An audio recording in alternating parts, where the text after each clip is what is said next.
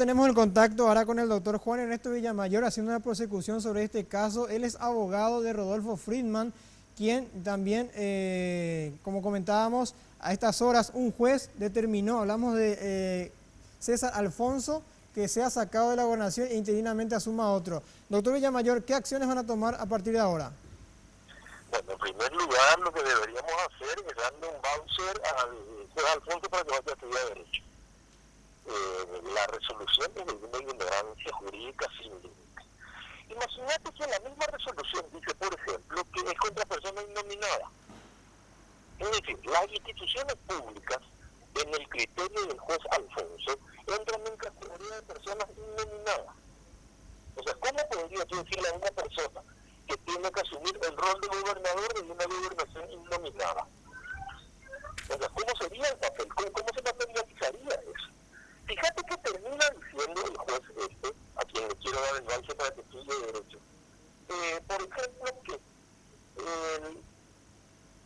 al que se ponga a lo que resolvió él va a ser procesado por desacato.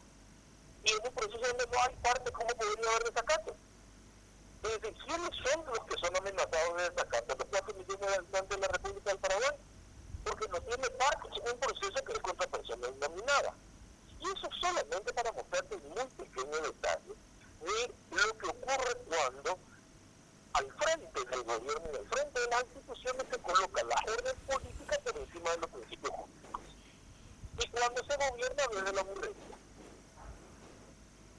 Muy bien, doctor. Entonces, ahora mismo, ¿qué está haciendo el gobernador Rodolfo Friedman? ¿Dónde está? ¿Está en la gobernación?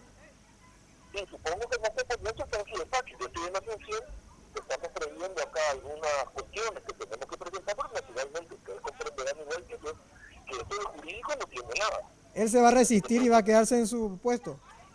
Primero, a ver, él no puede recibir ningún mandato de un juez que dice que está actuando contra personas innominadas. Entonces no entiendo por qué le podrían enviar a él nominándole en la cédula de notificación cuando en todo el expediente no aparece su nombre. Es como que yo te envía a vos el resultado de un juicio de desalojo en tu casa sin haber dicho nunca que vos sos el ocupante. Ok. Un carente de sentido total. Pero claro, todo esto viene porque hay una primera lectura de pata, que es el proceso original, que es el tratar una renuncia en base a un documento falsificado, y a partir de ese momento, en lugar de sacar del barro, que es lo que uno buenamente le recomienda, que mete la pata, ellos meten el segundo pie del barro. Y en este momento que ocurre, ahí están embarrados, como siempre. Okay. Es la primera vez que le ocurre, no es la última. Bueno, gracias, doctor. Vamos a estar llamándole entonces más tarde para ampliar también la información. Muchas gracias. Claro que sí, cuando guste.